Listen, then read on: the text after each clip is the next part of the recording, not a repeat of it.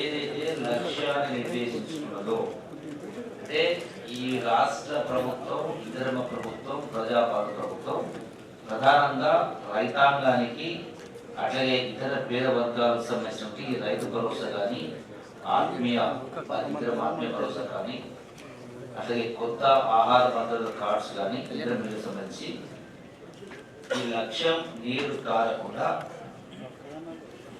ఏ ఒక్క అర్హత ఉన్నవాడును ఏ ఒక్కరు కూడా మిస్ కాకుండా అట్లాగే అర్హత లేనటువంటి భూములు కావచ్చు ఇంకోటి కావచ్చు కూడా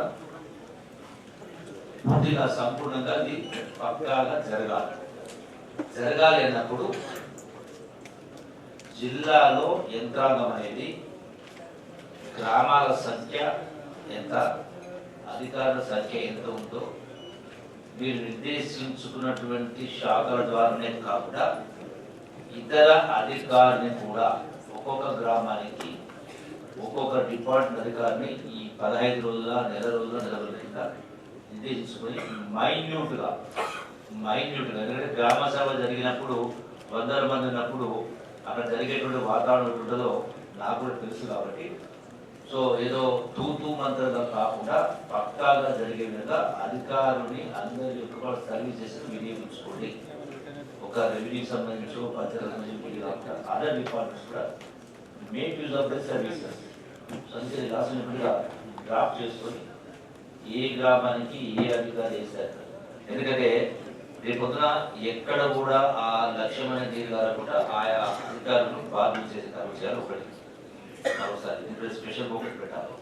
రెండవది ఈ యొక్క రైతు భరోసాకు సంబంధించి ఏదైతే మనం భూభారతి వెబ్సైట్ ద్వారా అయితే డాటా తీసినప్పుడు దానికి అట్లాగే ఈ యొక్క బ్యాంక్ లింకింగ్ చేసినప్పుడు అదే జాగ్రత్తలు తీసుకోవాల్సిన అవసరం ఉంది. ఎక్కడైనా ల్యాప్సెస్ ఉంటే వాటిని కూడా గ్రామాల్లో ఉన్నటువంటి గ్రామ అధికారులు ఎందుకంటే ఈ రోజున వైల్డ్ డిస్కషన్ జరగాలి. పెద్దలకు సంబంధించి ఇదంతా కూడా సిస్టమ్ అంతా సాఫ్ట్వేర్ అన్నీ కూడా పెన్ డ్రైవ్ కావచ్చు ఈవెన్ వాట్సాప్ కావచ్చు. సో సంబంధిత సమాచారాన్ని అందరికి కూడా చేరవేసే కార్యక్రమం చేయాలి. సంబంధిత ప్రజాప్రతినిధులకు ముఖ్యంగా శాసనసభ్యులు కానీ శాసనమండలి కానీ చేస్తే వాళ్ళు ఇంటర్ను వాట్సాప్ గ్రూప్ ఉన్నాయి, ఇంటర్ను వాటిని గ్రామ శాఖల ద్వారా పోతుంది. పెద్ద కష్టమైన పని కాదు, వెరీ సింపుల్.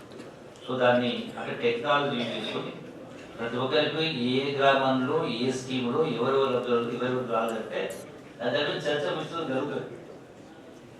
మనం గ్రామాల్లో ఒక 1000 ఉంటే 1000 మంది ఉంటే ఏ స్కీమ్ సంబంధించిన లబ్ధిదారులు ఉంటే ఆ 1000 మంది పేరు తరడం అనేది సాధ్యం కాదు. రెండవది అక్కడికి అందరూ కూడా రాదు, కొంతమంది వస్తారు.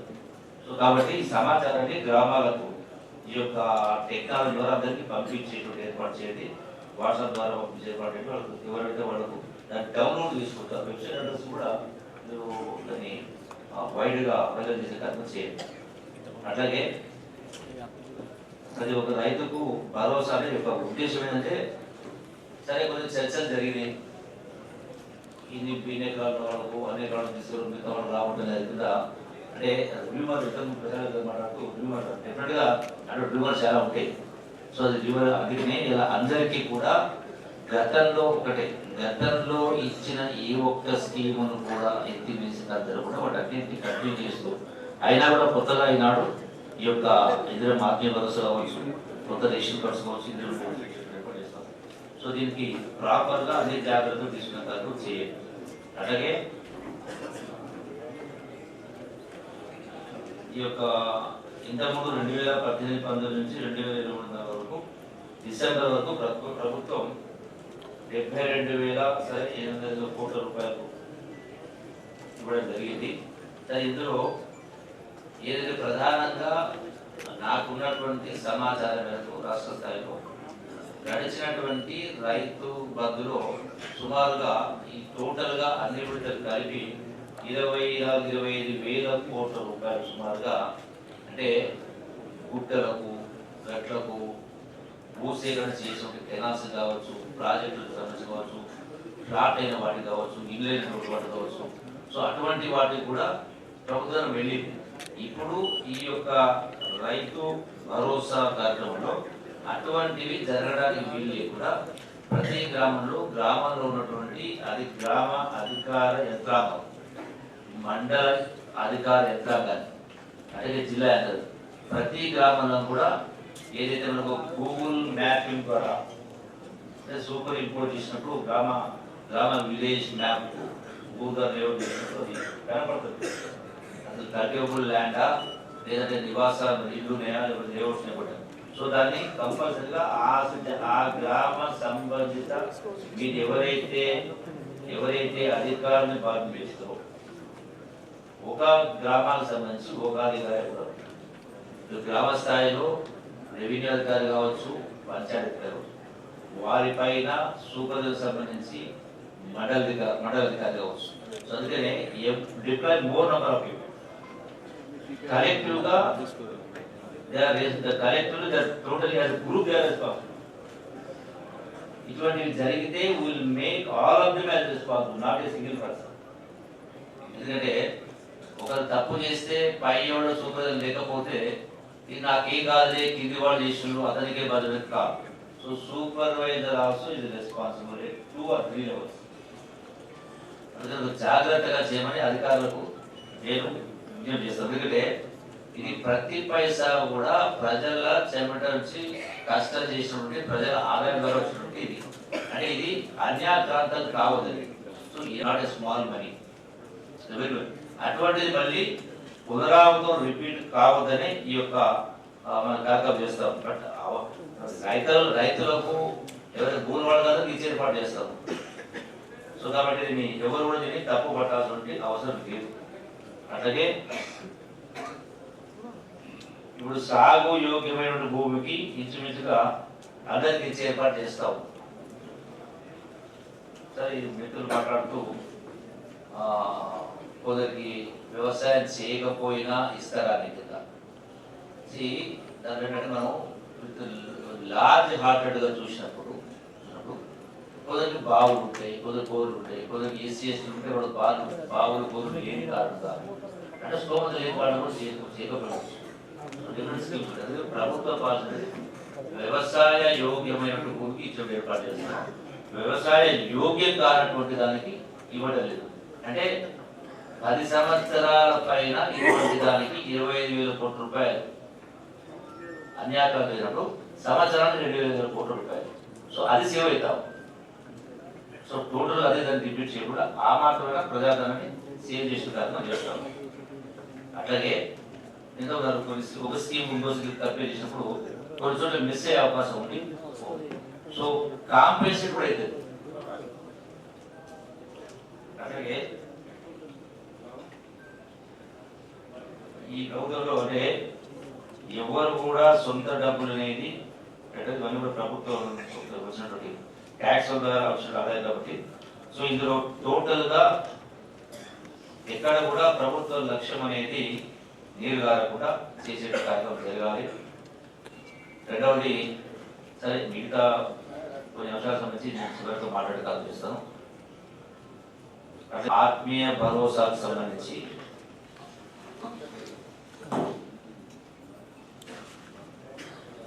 ఈ యొక్క జాబ్ కార్డ్స్ గురించి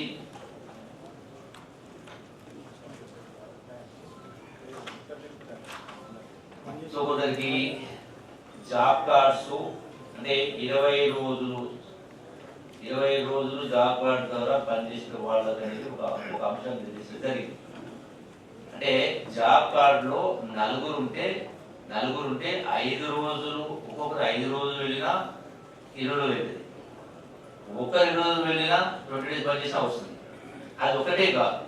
అదొకటే కాకుండా దీనికి ఎట్లాగో ప్రతి అంశానికి సంబంధించిన గ్రామ సభ ఉంటుంది. మళ్ళీ ఒకవేళ పెరాలసిస్ వచ్చో ముసలోడు ఉంటేనో ఒకవేళ జాబ్ కార్డ్స్ ఉండి కూడా ఒక సెంటు భూమి లేకుండా జాబ్ కార్డు ఉండి కూడా పనిచేయని సందర్భంలో గ్రామ సభలో అటువంటి వాటిపైన కూడా చర్చించి న్యాయంగా వాళ్ళు అర్హతున్నప్పుడు ఎటువంటి వాళ్ళకి ఏర్పాటు చేస్తారు. అంటే సాగు బదులు నుంచి ప్రభుత్వం డబ్బును ఆదా చేసుకోవాలి, వాళ్ళకి అన్యాయం జరగాలనే ఉద్దేశం ప్రభుత్వం ఏ క్వశ్చన్ లేదు. సో కాబట్టి అర్హులైనటువంటి వాళ్లకు ఈ ఇందిరమ్మ ఆత్మీయ భరోసా మధ్య వాళ్ళందరికీ కూడా 2 విడతలుగా 6,000 రూపాయల చొప్పున ఇచ్చేట్టు ఏర్పాటు చేస్తాం. ఒకవేళ నిజంగానే ప్రభుత్వానికి తగ్గియాల కొందరికి ఇవ్వాలని అనుకుంటే అసలు ఈ ఆత్మీయ భరోసా పెట్టాల్సిన అవసరం లేకుండా డబ్బులు ఆదా చేసుకోవాలని పేదవాళ్ళకి ఇవ్వదు అనుకుంటే ఈ స్కీమ్ పెట్టే వాళ్ళకి కాదు. కాబట్టి మా ప్రభుత్వ ఉద్దేశం అది కాదని చెప్పని దాన్ని అర్థం చేసుకోవాలని చెప్పని మనం చేసుకుంటూ, ఇట్లాగే ఎవరైతే ఉపాధి హామీ పథకంలో నమోదు చేసుకున్నటువంటి భూమి లేని వ్యవసాయ అప్పికూలేదు. అట్లాగే 23-24 సంవత్సరాలకి కనీసం 20 కన్నా దానికి చెప్పడం జరిగింది. దీనిలో మిస్ అయిన వాళ్ళకు గ్రామ సభలో వాళ్లకు న్యాయం చేసే కార్యక్రమం జరుగుతుంది. అట్లాగే ఇక్కడ పోర్టల్ భువన్ పోర్టల్లో వీటన్నిటిని కూడా దాన్ని పరిశీలన చేసే కార్యక్రమం జరుగుతుంది. ల్యాబ్సెస్ ఉంటే ప్రతి ల్యాబ్స్ కూడా రెక్టిఫికేషన్ చేసేటువంటి సెకండ్ స్టెప్ ఉంది, అది గ్రామ సభ. అందుకే నేను ఏం చెప్తానంటే కలెక్టర్లకు ఒక అధికారిని కాదు, చాలా శాఖల్లో చాలా మంది కాబట్టి ఎక్కువ మంది డిప్లాయ్ చేయండి. డివైడ్ చేసి ఓటర్ లిస్ట్ ఉంటుంది, హౌస్ నెంబర్స్ ఉంటాయి, ఒక్కొక్కరికి నిర్దేశించండి. 100 ఇళ్ళు ఒకరికి, 100 ఇళ్ళు ఒకరికి మైన్యూట్గా డెప్త్గా సర్వే చేసిన కార్యక్రమం చేయాలి. ఎందుకంటే మన ప్రజాపాలన సందర్భం కూడా ఒక రోజులో 2 రోజులు మొత్తం గ్రామాలు తిరిగి సర్వే చేయగలిగినప్పుడు వారం రోజులు నంబర్ని ఎంప్లాయ్ చేస్తే ఇది కూడా ప్రాపర్గా సర్వే చేసే అవకాశం ఉంది. ఎక్కడ కూడా ఎవరికి అన్యాయం చేసే కార్యక్రమం జరగదని కూడా మరొకసారి జిల్లా కలెక్టర్కు నేను ఇక్కడ ఆదేశించడం జరుగుతూ ఉంది. అట్లాగే ఈ యొక్క ముసాయిదా జాబితా ఇది తయారు, ఈ 4 స్కీమ్లకు సంబంధించి ఆ ముసాయిదా జాబితాను గ్రామ సభలో ప్రదర్శించే కార్యక్రమం చేయాలి. నేను అంతేకాకుండా నేను ఇంకా డెప్త్కి చెప్తా ఉన్నట్టే ఇవన్నీ కూడా ప్రతి అధికారి కూడా ఇవన్నీ కూడా సిస్టంలో ప్రతిదీ కూడా కంప్యూటర్ చేస్తారు. ఎందుకంటే ప్రతి డాటా కూడా కంప్యూటర్ సిస్టమ్ చేస్తారు కదా. సో దాన్ని మీరు డౌన్లోడ్ చేసుకొని వాట్సాప్ ద్వారా మీ జిల్లా అధికారులకు, గౌరవ శాసనసభ్యులకు విడిగా పంపండి. ఎందుకంటే ఒక నియోజకవర్గానికి సంబంధించి పంపినప్పుడు ఆ నియోజకవర్గ శాసనసభ్యుడు ఏ మండలంలో పంపిస్తారు. వాట్సాప్ గ్రూప్స్ ఉన్నాయి. మండలంలో ఉన్నటువంటి ప్రజాపతులు కావచ్చు, నాయకులు కావచ్చు, ఇంకోరు కావచ్చు, వాళ్ళ ఇంటర్ గ్రామాలు పంపిస్తారు. అంటే ప్రతి సమాచారం కూడా ప్రతి వ్యక్తి దగ్గర ఉండే అవకాశం ఉంది. కాబట్టి దాన్ని విధిగా పాటించేటువంటి కార్యక్రమం చేయాలి. సరే, దీంతో పాటు ఎట్లా గ్రామ సభ కూడా ప్రజలు కూడా ఆ యొక్క ప్రసాద జాబితాను చదివి వినిపించేటువంటి కార్యక్రమం చేయాలి. కంపల్సరీగా ప్రతి గ్రామంలో ఖర్చైనా పర్వాలేదు, డెఫినెట్గా మైక్ సెట్స్ అన్ని పెట్టుకునేటువంటి ఏర్పాటు చేయండి. ఏమైనా అభ్యంతరాలు వస్తే వాటిని ఆ ఎంపీడీఓ అభ్యంతరాలు స్వీకరించి 10 రోజుల లోపల తగు చర్య తీసుకునే కార్యక్రమం చేయడం జరుగుతుంది. ఇప్పుడు మొత్తం సపోజ్ నిజామాబాద్ జిల్లా తీసుకుంటే మొత్తం కూలీల సంఖ్య 4,37,000, జాబ్ కార్డ్స్ 2,50,000. ఈరోజు గౌరవ సభ్యులు మాట్లాడుతూ యాక్టివ్ జాబ్ కార్డు సంఖ్య 1,70,000. 23 నెలలు కేవలం 85,000 మంది ఈ యొక్క 20 రోజులు పనిచేసే వాళ్ళు 85,000 మంది. అంటే మరి మిగతా వాళ్ళు లేదన్నప్పుడు ఈ 2,50,56,000 జాబ్ కార్డ్స్ లో ఇలా రైతులు కూడా, అంటే భూములు ఉన్న వాళ్ళు ఉండవు. దాన్ని మనం విస్మరిస్తాము. అంటే నంబర్ వ్యత్యాసం ఉంది కదా, ఇంతకుముందు తగ్గిపోయింది. 70 లక్షల మంది రైతాంగానికి రైతు భరోసా కావచ్చు, గత రైతు బంధు ఇచ్చారు. 70 లక్షల కుటుంబాలు. సో 70 లక్షల కుటుంబాలంటే యావరేజ్ పర్ ఫ్యామిలీ 4 మెంబర్స్, తల్లి తండ్రి, ఒక కొడుకున్న కొడుకు నలుగురు. సో 70 లక్షల కుటుంబాలు ఇంటూ 4 ఎంత అవుతుంది? 2,80,000. ఈ 2,80,000కు ఇక్కడ 20 రోజులు పనిచేసిన వాళ్ళు 20,000 మంది యాడ్ చేసుకుంటే గోస్ టు ఆల్మోస్ట్ 3.5 crores. మిగతా ప్రాబ్లం ఉంది కదా. సో మనం దీన్ని బట్టి మన అంచనాకు రావాల్సిన అవసరం లేదు. సో ఇంత గ్యాప్ ఉంది కదా, జాబ్ కార్డ్ చాలా తక్కువ మిగతా వాళ్ళు మిస్ అయిపోతా ఉన్నారు అటువంటి ఆందోళన చెందాల్సిన అవసరం లేదు. సో దానికోసం నిధులను ఇస్తాం.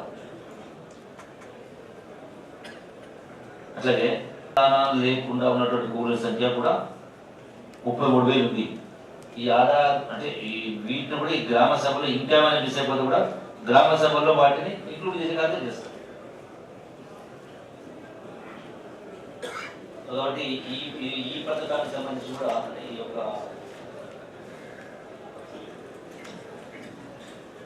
కూడా ఈ అవసరం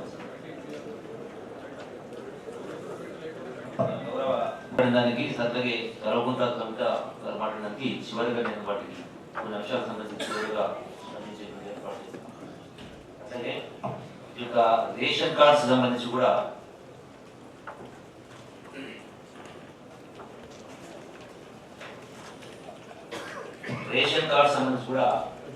టోటల్గా గతంలో సబ్జెక్టు కరెక్షన్ 2014 కంటే ముందు ఈ యొక్క రేషన్ కార్డ్స్ గత ప్రభుత్వం జరిగింది. 2014 తర్వాత 2014 నుంచి బహుశా 2020-21 ఆ ఉప ఎన్నిక వచ్చిన సందర్భంలో ఏవైతే మళ్ళీ కొన్ని గత ప్రభుత్వంలో కొన్ని రేషన్ కార్డ్స్ ఇవ్వడం జరిగింది. అయితే అందులో ఆ రేషన్ కార్డ్స్ ఇచ్చిన సందర్భంలో కొత్తగా 6,40,000 రేషన్ కార్డ్స్ కూడా జరిగింది. ఇది సేమ్ టైము 5,98,000 రేషన్ కార్డ్స్ తొలగించడం జరిగింది. అంటే ఒక పీరియడ్ ఆఫ్ 2014 నుంచి లెక్క తీసుకుంటే 2021-22 అంటే ఆల్మోస్ట్ 8 years లో 8 సంవత్సరాల్లో పెరిగినటువంటి జాబ్ కార్డ్స్ పెరిగినటువంటి రేషన్ కార్డ్స్ కేవలం 49,000 లక్షలు 49,000 మాత్రమే పెరిగినాయి. సో కొత్తవి 6,70,000 ఇస్తే పాతవి 5,70,000. అంటే పెళ్ళైన వాళ్ళు ఈ గ్రామం నుంచి ఆ గ్రామానికి, ఆ గ్రామం నుంచి ఈ గ్రామానికి, పుట్టినటువంటి వాళ్ళు గిట్టినటువంటి వాళ్ళు. సో నెట్ డిఫరెన్స్ అనేది ఒక approximate 1 crore ration cards. So కోటి రేషన్ కార్డ్స్ లో ఈ యొక్క 47,000 అంటే నెగ్లిజిబుల్ పర్సెంటేజ్ ఇంక్రీజ్ అనేది, అంటే బర్త్ ఒకటే యాడ్ అవుతుంది మోస్ట్లీ నెగ్లిజిబుల్ పర్సెంటేజ్. కాబట్టి రేషన్ కార్డ్స్ చాలా మందికి రావడం లేదు, కొద్దిమందికి ఇస్తున్నారు అనేది కూడా అది అపోహ మాత్రమే. Which is not correct. నేను చెప్పడం కాదు, ఈ రికార్డు కనబడతావు కంపేర్ చేసాం. సో గత ప్రభుత్వం ఏ పద్ధతి పాటించిందో ఇప్పుడు కూడా అదే పద్ధతి పాటించడం ఏర్పాటు చేస్తాము. సో నెట్గా ఈ యొక్క ప్రాసెస్ ఓవరాల్ ప్రాసెస్లో ఎక్కడైనా ల్యాబ్స్ జరిగితే అందుకని డాటా అన్ని మాధ్యమాల ద్వారా, వాట్సాప్ల ద్వారా కావచ్చు, అట్లాగే అధికారుల ద్వారా, ప్రజాప్రతినిధుల ద్వారా చేరవేసిన తర్వాత గ్రామ సభలో చర్చించినప్పుడు ఏమైనా మిస్టేక్స్ మిగిలిపోయినా, ఎవరైనా అంటే మిస్టేక్స్ వస్తే కూడా వాటికి రెక్టిఫై చేయడానికి అవకాశం ఉంది. రెండవది, దీని తర్వాత కూడా ఇట్స్ ఏ కంటిన్యూస్ ప్రాసెస్. నిన్నే మా గౌరవ సివిల్ సప్లైస్ మంత్రి గారు ఉత్తమ్ కుమార్ రెడ్డి గారు స్పష్టంగా చెప్పడం జరిగింది. It's a continuous process. జనన మరణాలు అనేది కంటిన్యూస్ ప్రాసెస్, పెళ్లిళ్ళు కంటిన్యూస్ ప్రాసెస్. సో ఇది 10 సంవత్సరాలు మనం పెళ్లి పెట్టాల్సిన అవసరం లేదు. ఎప్పటికప్పుడే 10 సంవత్సరాలు చేసుకుంటూ పోవచ్చు. Deserve it, why should we stop? That negligible percentage. తర్వాత ప్రభుత్వానికి పెద్ద ఏదో 100,000 కోట్లు వేయడం లేదు. సో కాబట్టి మనం ఈ రేషన్ కార్డు గురించి కూడా పెద్దగా మనం మాట్లాడాల్సినటువంటి నాకు తెలిసి ఇది సంబంధించి పెద్దగా ఇది. నెక్స్ట్ వచ్చేసి ఇందిరమ్మ ఇళ్లకు సంబంధించి, ఇందిరమ్మ ఇళ్లకు సంబంధించి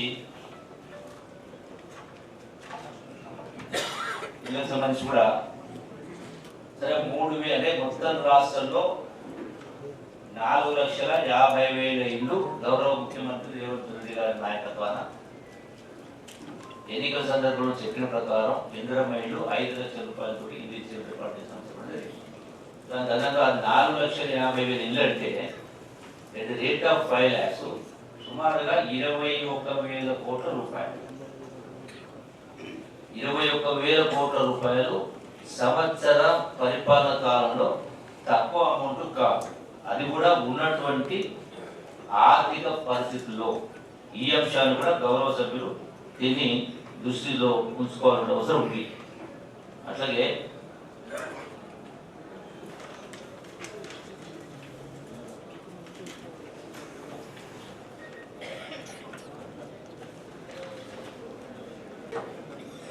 సరే ప్రతి నియోజకవర్గానికి 3,500 ఇచ్చేట ఏర్పాటు చేస్తాము.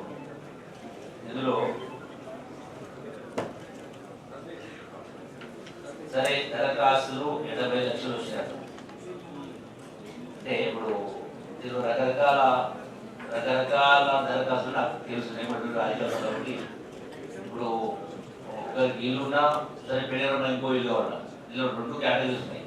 అసలే ఇల్లు లేనివాడు మన ఫోకస్ ప్రధానంగా ప్రజాప్రతినిధులు గమనించాల్సింది ఏంటంటే గతంలో కాంగ్రెస్ ప్రభుత్వంలో డాక్టర్ వైఎస్ రాజశేఖర రెడ్డి గారు ముఖ్యమంత్రి సందర్భంలో అప్పుడు ఏవైతే సాచ్యురేషన్ మోడ్ ఇల్లు ఇచ్చినా కూడా అంటే కొన్ని లక్షలు సుమారుగా I think somewhere around 20 lakhs అన్ని లక్షలు ఇల్లు ఇచ్చినా కూడా ఇల్లు లేని వాళ్ళు మిగిలిపోయారు. అంటే పునాది కట్టిన తర్వాత ఎవరు పిలుస్తారు. ఆ రోజుల్లో ఆ పునాది ఖరీదు 10,000 ఉంటే ఆ 10,000 రూపాయలు కూడా పెట్టుబడి పెట్టలేక కూలీనాలు చేసుకుని బయట పోయిన వాళ్ళే మిగిలిపోయి. అట్లాగే సరే గత ప్రభుత్వం వచ్చినప్పుడు లాస్ట్లో మాట్లాడుతున్నాం. అట్లాగే ఇప్పుడు కూడా ఏంటంటే మనం ప్రజాప్రతినిధులు మనం ఫోకస్ చేయాల్సింది ఎవరైతే ఆర్థిక స్తోమత లేకుండా ఇచ్చేది పొందలేదు ఈ సంవత్సరం ఇది కూడా కంటిన్యూస్ ప్రాసెసే మళ్ళీ వచ్చేసి మళ్ళీ వస్తాయి. ఎవరైతే మనం దృష్టి పెట్టాలి ప్రజాప్రతినిధులందరూ రాజకీయాలు పక్కన పెట్టి మనం దృష్టి పెట్టాల్సింది ఎవరైతే భూమి గుడిసెల్లో ఉంటా ఉన్నారో ఎవరికైతే సెంటు భూమి లేదో ఎవరైతే అనాథలుగా ఉన్నారో ఎవరైతే ఫిజికల్లీ హ్యాండిక్యాప్ ఉన్నారో సో వాటిపైన పోయి వాళ్ళకి ఇల్లు ఎట్లా కట్టించాలంటే దృష్టి పెట్టాలి. దానికి ఫైండ్ సమ్ వే అవుట్ లేకపోతే మళ్ళీ వాళ్ళే మిగిలిపోతారు.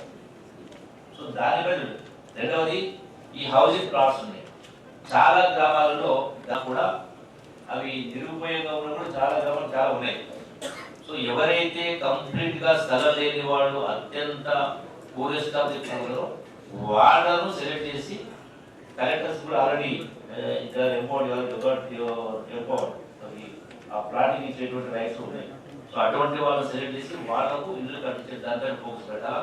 వీళ్ళకి కావాలనేది అల్టిమేట్ గా ఇందిరమ్మ కమిటీలు ఉన్నాయి. నేను కొత్తగా తీసుకొచ్చే సిస్టమ్ కాదు వ్యవస్థ కాదు. ఈ దాని గురించి మనం మాట్లాడకపోతే బెటర్. డెఫినెట్ గా ప్రభుత్వ అధికారులు మొత్తం తీసి సో గ్రామాలు సపోజ్ గ్రామంలో 1000 ఇల్లు అవసరం ఉంటుంది 10,000 జనాభా. సో 1000 ఇవ్వలేము. సో ఎలిజిబిలిటీ ఉన్నటువంటి వాళ్ళు తీసుకుంటారు. ఎలిజిబిలిటీ ఉన్నటువంటి లిస్ట్ యాడ్ చేస్తారు. అధికార యంత్రాన్ని మొత్తం కలిపి ఎలిజిబిలిటీ ఇస్తారు. సో ఆ ఎలిజిబిలిటీ లిస్ట్ అనేది ఇద్దరు ఆ యొక్క గ్రామ సభలో చర్చించే కాకుండా ఆ లిస్టును సర్వే కార్యక్రమం చేస్తారు. దాని తర్వాత మనం 1000 అవసరం ఉన్నప్పుడు మనం ఇచ్చేది 350 ఉన్నప్పుడు సో డెఫినెట్ గా మనం తగ్గాల్సి వస్తుంది. ఇవ్వలేదు. సో నెక్స్ట్ ఇయర్ మళ్ళీ మిగతా వాళ్ళకి ఇస్తాం. కానీ దానికి బాధపడాల్సిన అవసరం లేదు. ఎలిజిబిలిటీ అర్హత ఉన్న వాళ్ళకి ఇచ్చేటువంటి ఏర్పాటు చేయడం మీ అందరి సహాయ కాబట్టి ఆఫీసర్స్ కూడా అటువంటివి డోర్ టు డోర్ సర్వే. అందుకే నేను deploy more number of people more number of staff. So perfect అనేది సర్వే ఉండాలి. ఎక్కడ కూడా లేని వాళ్ళు వదిలేసి ఉన్న వాళ్ళు చేసి మాత్రం ఒకటి రావడం లేదు. సో ఈ ఇష్యూలో 5 లక్షల రూపాయల సమస్య కాబట్టి దీనిపైన స్పెషల్ ఫోకస్ పెట్టాలన్నటువంటి దీన్ని మనం చేస్తూ అట్లాగే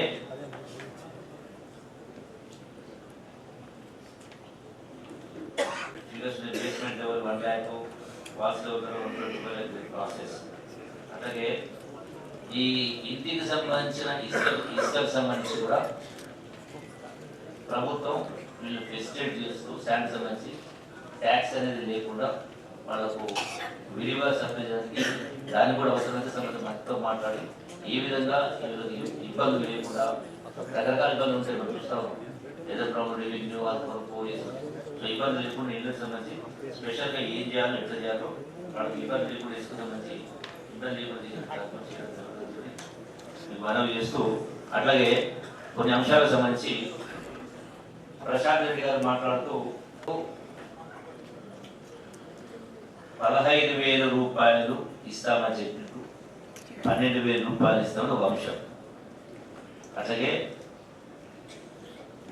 ఆత్మీయ భరోసాకు సంబంధించి ఈ 60 సంవత్సరాల వయసు దాటిన వాళ్ళకు జాబ్ కార్డ్స్ ఉండవు కదా అన్నారు. అందుకనే 60 సంవత్సరాలు దాటిన తర్వాత జాబ్ కార్డు ఉండకూడదని లేదు, ఇబ్బంది లేదు. మార్నింగ్ వస్తూ నేను క్లారిఫై కూడా చేసుకోలేదు. అయినా కూడా ఒక ఇంట్లో ఒకరికి ఆపస్ ఉన్నా అంటే అనారోగ్య కారణంగా ప్రజలు మిగతా వాళ్ళు ఒకరు చేసిన వస్తుంది.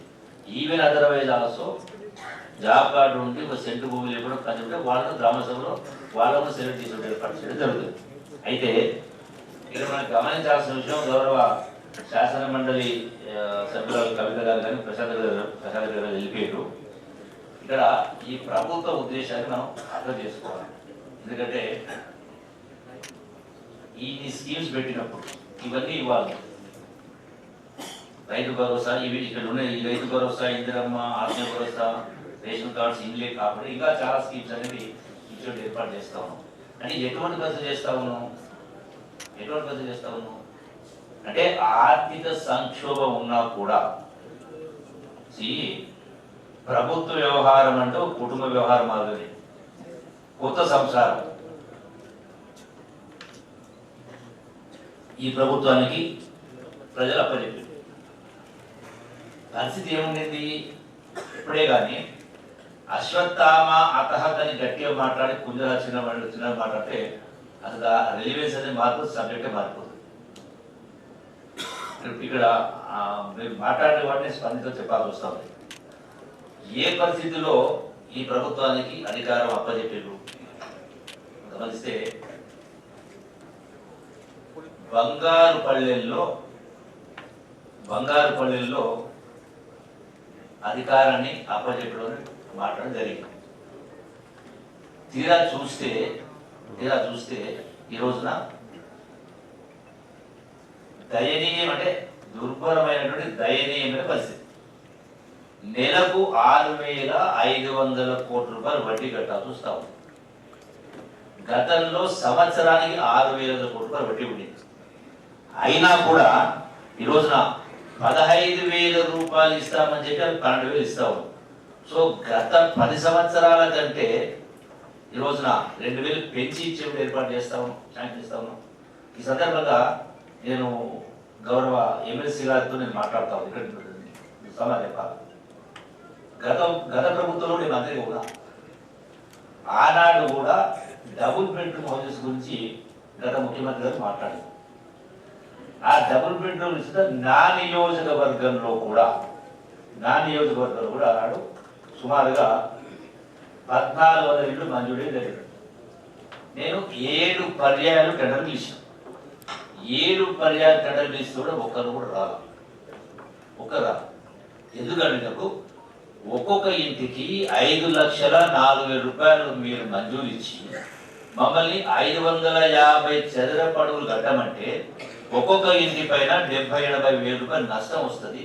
మేము ఆస్తులు అమ్ముకోవాలన్నా, అప్పులు చేయాలన్నా, ఎవరిని అమ్ముకోవాలో ఏ విధంగా అర్థమవుతుందో అలా నేను బలవంతంగా ఒక కాంట్రాక్ట్ పిలిచి ఒక గ్రామంలో సుఖాపల్లి అనే గ్రామంలో 30 ఇళ్ళు కేటాయిస్తే అతను పిల్లల కాడికి వేసి వదిలేసి పారిపోయాడు. ఆ సందర్భంలో నేను స్పష్టంగా చెప్పడం జరిగింది, మీరు 1,00,000 రూపాయలు పెంచండి, 5 లక్షల రూపాయలు ఆదర్శం చేయండి, లేదంటే 1,00,000 రూపాయలు ఒక 100 అడుగులు తగ్గిందంటే అది జరగలేదు.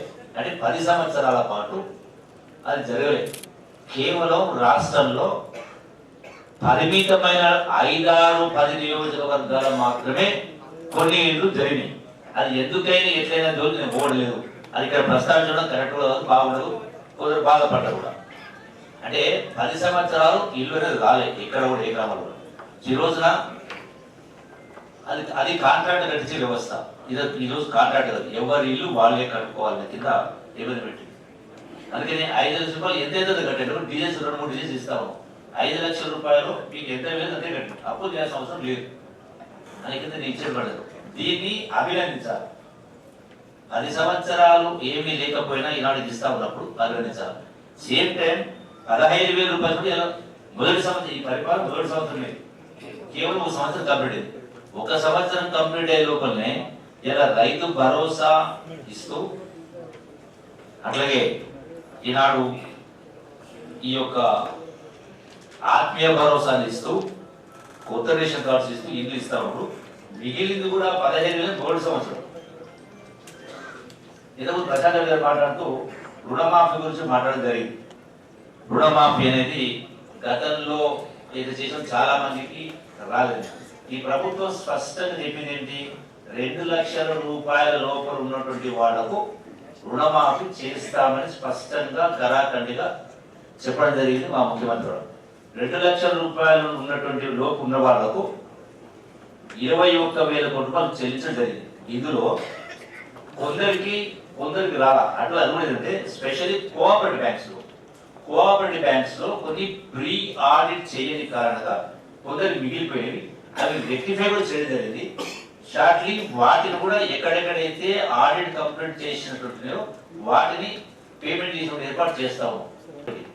రెండవది బ్యాంక్స్ ప్రాపర్ గా పంపని కారణంగా ఇండియన్ ఓవర్స్ బ్యాంక్ ఉంది సో ప్రాపర్ పంపాల్సినటువంటి వాళ్లకు ఇవ్వడం జరిగింది.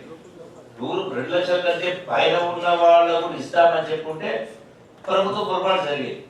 ఆ మాట చెప్పిన ప్రకారం దాన్ని అమలు చేసి ఏర్పాటు చేస్తాము. అంటే యూ హ్యావ్ టు అప్రిషియేట్. ఇక మనం ఇంకా ఎక్కువ మాట్లాడాలంటే ఇది రాజకీయ వేదిక కాబట్టి కరెక్ట్ కాదు. డెఫినెట్ గా ఉన్నటువంటి ఆర్థిక పరిస్థితులు మాట్లాడిన దానిలో నిన్న కూడా మాట్లాడడం జరిగింది. ఈవెన్ గ్రామ పంచాయతీ రోజు ఉన్న శాలరీస్ రాలేదు. ఈ ప్రభుత్వం అధికారులకు వచ్చిన సందర్భంలో 40,000 కోట్ల రూపాయల బిల్స్ పెండింగ్ ఉన్నాయి. వాటిని ఒక్కొక్కటిగా ఇచ్చినట్టు ఏర్పాటు చేసాం. అంటే మోర్ దాన్ 50% చేయలేదు. ఇంకా కొన్ని పేమెంట్ చేయాల్సి ఉన్నాయి. మరి 10 సంవత్సరాల క్రితం సంవత్సరానికి 6,500 కోట్ల రూపాయలు వడ్డీ ఉంటే ఈ రోజున నెలకు 6,500 కోట్ల రూపాయలు వడ్డీ కట్టాల్సి వస్తాం. అయినా కూడా రైతు భరోసా కావచ్చు, ఆత్మీయ భరోసా కావచ్చు, రుణమాఫీ కావచ్చు, ఇవన్నీ లెక్క వేసినప్పుడు సుమారుగా 70,000 కోట్ల రూపాయలు ఈనాడు వివిధ పథకాల ద్వారా ప్రజలకు చేరవేసే ఏర్పాటు జరిగింది. నేను గౌరవ బీజేపీ శాసనసభ్యులు కూడా నేను విజ్ఞప్తి చేస్తా ఉన్నాను. ఇప్పుడు మాకు ఏమీ రాలేదు కదా, మీకే కదా మాకు పథకాలు ఉంటే కొన్ని అంశాలకు సంబంధించి కొన్ని కాలేదు. అంటే శాంక్షన్స్ కావచ్చు, రోడ్స్ కావచ్చు, ఇంకోటి కావచ్చు. సో అంటే దిస్ ఈజ్ ది రియాలిటీ. మనం వాస్తవాన్ని కూడా పరిగణ తీసుకోవాలి. ఇవి చేయడానికి మళ్ళీ 1,00,000 కోట్ల రూపాయలు అప్పు చేయాల్సి వచ్చింది. సో అంటే ఈ స్కీములకు సంబంధించి రైతు భరోసా అయినా, ఇందిరమ్మ ఆత్మీయ భరోసా అయినా, ఆహార భరోసా సంబంధించి వీటన్నిటికి సంబంధించి ప్రభుత్వం ఏ లక్ష్యాన్ని నిర్దేశించిందో ఆ లక్ష్యం చేరడం కోసం కేవలం డబ్బులు మీద తీసుకోవాలను, అర్హత ఉన్న వాళ్ళని పక్క పెట్టాలనేటువంటి ఆలోచన ఏమాత్రం కూడా ఈ ప్రభుత్వానికి కాంగ్రెస్ ప్రభుత్వానికి, ఈ ముఖ్యమంత్రి రేవంత్ రెడ్డి గారికి, మాకు కూడా అటువంటి ఆలోచన లేదు. ఉన్నదాంట్లో మ్యాక్సిమం చేసే ప్రయత్నం చేస్తాను. కాబట్టి నేను జిల్లా కలెక్టర్ని స్పష్టంగా ఆదేశాలిస్తున్నా. అర్హత ఉన్న వాళ్ళు ఎవరు మిగిలిపోవద్దు. అనర్హత వాళ్లకు గతంలో జరిగినట్టుగా రాష్ట్రంలో లెక్క తీసినాం. సుమారుగా ఈ జిల్లాలో ఎంతమంది ఎంప్లాయీస్?